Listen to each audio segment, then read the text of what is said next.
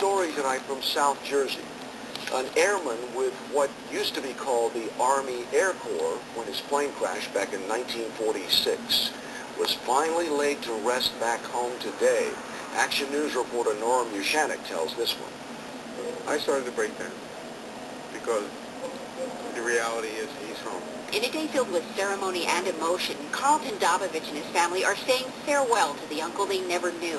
It was 1946, before they were born, when 21-year-old Army Air Corps Staff Sergeant Zoltan Dobovich of Bethlehem Township was killed after his B-17 crashed into the French-Italian Alps. Apparently when it hit, it covered a wide area, and so as the glacier started deteriorating, or melting, exposed more and more. After the crash, the original remains of the 8-member crew were brought back to the United States and buried in a single grave at Arlington National Cemetery.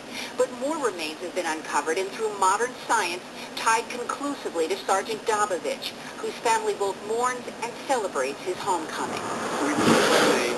We know he's in Arlington with his crew. But now it's real. My uncle is home. The sergeant's remains were positively identified using DNA from a distant cousin in Georgia, a relative the Doboviches in this area say they didn't even know existed. In bringing my uncle back, his gift to us was family members that we didn't know we ever had.